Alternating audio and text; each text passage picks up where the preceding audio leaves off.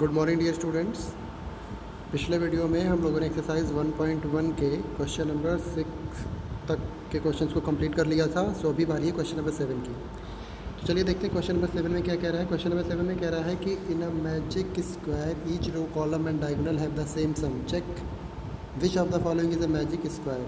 अच्छा ठीक है, देखिए इसमें ये कह रहा है कि एक जो मैजिक स्क्वायर होता है उसमें यहाँ पे दो बेसिकली स्क्वायर आपको दिए हुए, एक ये वाला है और एक ये दूसरा। ठीक है, तो मैं कोई एक करूँगा, एक आपको करना है। जैसे मान लीजिए मैं फर्स्ट करके आपको दिखा देता हूँ। ठीक है, तो इसमें क्या कह रहा है कि ये एक मैजिक स्क्वायर, और मैजिक स्क्वायर की प्रॉपर्टी ये होती है कि इसके जो रोज़ हैं उनको अगर आप ऐड करते हो तो ठीक है, तो इसमें जो रो है जैसे मान लीजिए पहला रो है, इसको अगर हम ऐड करते हैं ठीक है, तो इसका जो आंसर आएगा ठीक है ना, वही आप जब सेकेंड रो ऐड करोगे तब भी और थर्ड रो ऐड करोगे तब भी, इन तीनों रो को ऐड करने पे एक ही आंसर आएगा। और तो और रो की तो बात छोड़ दीजिए आप, मान लीजिए आप जो ये इसका कॉलम ऐड करते हो, ये वाला चाहे ये वाला चाहे ये वाला, इन सबको भी ऐड करोगे तब भी वही आंसर आएगा जो आपको रो को ऐड करने पे आया था, जितने भी रोज़ आपने ऐड किए थे। साथ ही साथ अगर आप इसके डायगोनल्स मतलब जैसे ये एक मिनट देखिए, डायगोनल्स ड्रॉ करना है ना, डायगोनल्स मतलब ये यहाँ से ऐसे ये तीनों नंबर ऐड करोगे तब ठीक है, और ये तीनों नंबर ऐड करो, ये डायगोनल्स है आपके, इनको ऐड करने पे भी वही आंसर आएगा। कैसे, चलिए मैं आपको लग करके दिखा देता हूँ। ठीक है, जैसे मान लीजिए ये पहला रो ऐड करते हैं आप, पहला रो ठीक है, तो पहले रो में क्या क्या है, 5 प्लस ये है -1 और फिर प्लस ये है -4। ठीक है, इनको ऐड करिए तो देखिए 5 और ये प्लस माइनस का मल्टीप्लाई माइनस ही हो जाएगा, तो ये हो जाएगा 5 -1 और -4, तो 5 और -1 -4 -5 हो जाएगा। इन दोनों को ऐड करेंगे तो 5 5 कट गया, आंसर कितना आ गया 0। तो इस रो को ऐड करने पे कितना आंसर आ गया 0। ऐसे ही ये रो ऐड करोगे आप और ये रो ऐड करोगे तब भी क्या आएगा 0। तो रो का तो मैंने एक किया, बाकी का दो रो जो बचा है आप वो खुद करिएगा, करना पड़ेगा आपको, ये सारे रो सारे कॉलम और सारे डायगोनल्स को करना पड़ेगा।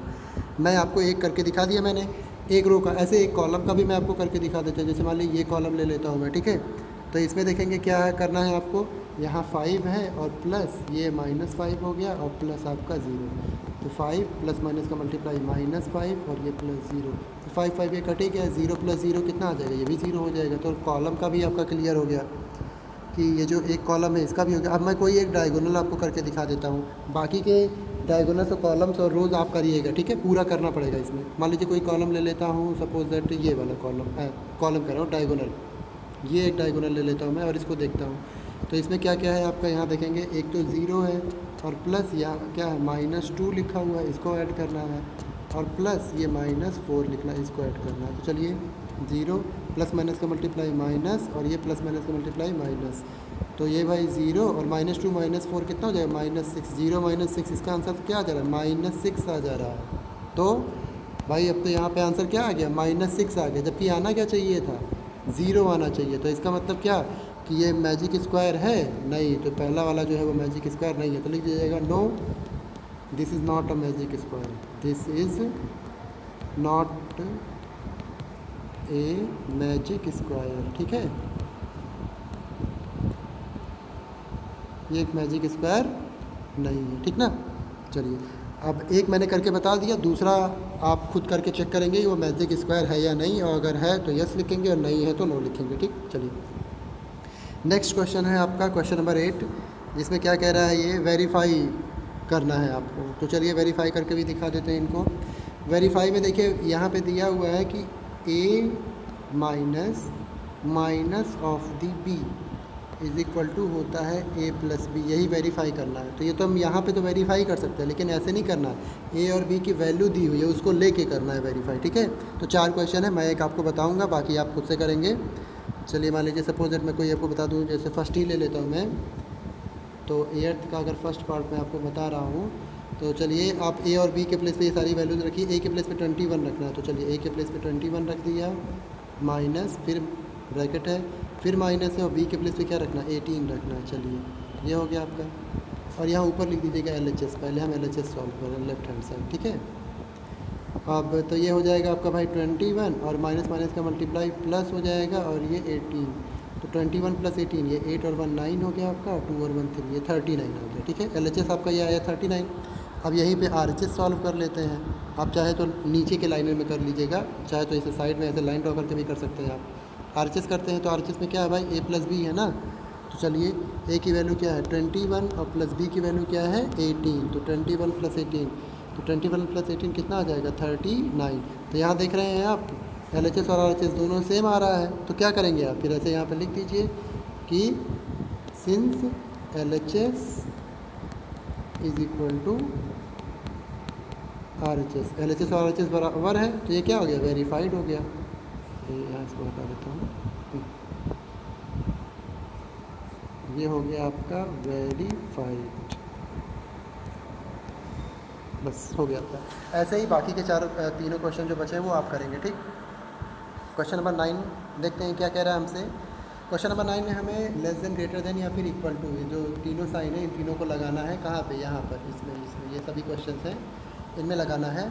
तो कैसे लगाएंगे, सिंपल सी बात है। जैसे मान लीजिए अगर मैं आपसे ये कहूँ कि यहाँ लिखा है 4 और यहाँ लिखा है 5 और यहाँ बीच में ये कह दूँ कि आप बताइए साइन लगाइए कि इन दोनों में से कौन सा बड़ा, तो आपसे सिंपल से कहोगे सर 5 बड़ा है, और 5 बड़ा तो ये साइन ऐसे लग जाएगा। जो वैल्यू बड़ी होती है उसकी तरफ ये जो साइन होता है ना उसका मुंह क्या होता है, खुला रहता है। जैसे देखिए ये 5 बड़ा है ना, तो इसकी तरफ ऐसे खुला हुआ रहेगा।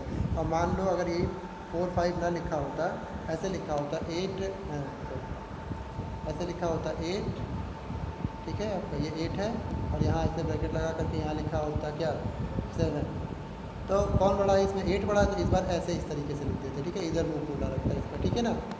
जो वैल्यू बड़ी होती है उसी तरफ ये ओपन रहता है, मुँह इसका खुला हुआ रहता है, ठीक। तो चलिए ये तो पता ही होगा आई थिंक आपको, फिर भी एक बार मैंने ऐसे बता दिया। तो अब आपको क्या करना है, इन्हीं को सॉल्व करना है। इसमें से मैं कौन सा बता दूँ, चलिए मान लो मैं डी वाला बता देता हूँ। ये 3 नंबर का है, प्लस माइनस 20 साइन इसमें ज़्यादा है, तो ये डी वाला मैं आपको बता देता हूँ। डी वाले में क्या करना है, चलिए देखेंगे। इसमें आपका दिया हुआ है, ये डी वाला पार्ट है 39, फिर क्या है प्लस ये है -24 और फिर माइनस कितना है 15, और यहाँ पे फिर वो साइन लगाना है आपको। बाकी इधर क्या दिया हुआ है 36 और प्लस -52 है और फिर माइनस ऑफ दी -36, ठीक है ना। तो चलिए एक एक सॉल्व कर लेते हैं। पहले LHS वाला कर लेते हैं। LHS में क्या है 39 का 39 हो जाएगा आपका, प्लस माइनस का मल्टीप्लाई माइनस, ये हो जाएगा 24 और फिर ये -15। तो ये देखेंगे 39 तो ऐसे ही रहेगा, ठीक है। -24 और -15 कितना आ जाएगा, ये दोनों माइनस माइनस माइनस ही रहेगा, लेकिन वैल्यू जुड़ जाएगी 4 और 5 ये 9 हो जाएगा, 2 और +1 कितना हो जाएगा 3।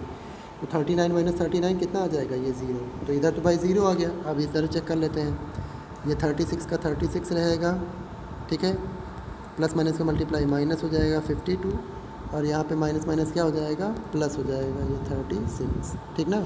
अब यहाँ ऐड कर लेते हैं कौन सा, जो सेम नंबर है, जैसे ये और ये पॉजिटिव है, यही ऐड हो जाएगा। तो 36 + 36 ये दोनों ऐड होगा तो कितना हो जाएगा 52 होता है, और ये -52 यहाँ पर भी है। तो यहाँ भी देख रहे हैं 52 - 52, ये भी कितना आ गया आंसर 0 आ गया। तो यहाँ तो भाई दोनों 0 आ गए। तो जब दोनों 0 आ गए तो ये क्या हो जाएगा, दोनों में से कौन बड़ा है, कोई नहीं बड़ा, बराबर है, मतलब इक्वल हो जाएगा। यहाँ इक्वल का साइन लगा देंगे। तो ऐसे सॉल्व करके आप यहाँ इक्वल लगाइएगा, फिर यहाँ पर भी लगा सकते हो, कोई दिक्कत नहीं है, ठीक है ना। तो ये हो गया आपका आंसर, ठीक। तो एक मैंने बताया, बाकी आप सारा करेंगे, ठीक है। और क्वेश्चन नंबर 10 देखेंगे क्या कह रहा है। क्वेश्चन नंबर 10 में देखिए, एक मैं भी इसमें बता दे रहा हूँ, बाकी आप खुद करिएगा। इसमें दिया हुआ कि वाटर टैंक है जो स्टेप्स इनसाइड इट, मतलब एक पानी की टंकी है। जैसे मान लीजिए यहाँ पे ये जो है यही पानी की टंकी है, सपोज इट, ये आपका जो है ये पानी की टंकी है, ठीक ना। और इसमें जो कह रहा है कि स्टेप्स इनसाइड इट, इसके अंदर स्टेप्स बने हुए, देखिए यही स्टेप्स बना हुआ है ना ऐसे, जिस पे ये मंकी जो है वो चल रहा है, ऐसे करके स्टेप्स बने हुए। फिर कह रहा है monkey sitting on the top most step, एक मंकी जो है ये सबसे ऊपर वाले, यहाँ पे सबसे ऊपर वाले पे ये बैठा हुआ है। That is the first step, मतलब पहले स्टेप पे। The water level is at the 9th step, और वाटर लेवल जो है वो 9वें स्टेप पर है। कौन से स्टेप पे है, 9th स्टेप पे, या 9th स्टेप पर है, मतलब 9वें स्टेप पर पानी है आपका, ठीक है। ये सीढ़ियाँ बनी हुई है, अगर पानी आपको पानी के पास जाना है तो ये 9वें स्टेप पे आना पड़ेगा। जैसे ये पहला स्टेप है, ये वाला तो फर्स्ट है, ये वाला क्या हो जाएगा सेकंड, ये वाला हो जाएगा आपका थर्ड, ऐसे ही 9th वाले स्टेप पे पानी है। तो क्वेश्चन नंबर फर्स्ट देखिए क्या कह रहा है। क्वेश्चन नंबर फर्स्ट हमसे कह रहा है कि he jumps 3 step down and then jumps 2 step back. मतलब मंकी क्या करता है, पहले वाले स्टेप से, चलिए कलर चेंज कर दो थोड़ा सा ताकि आपको समझ में आए।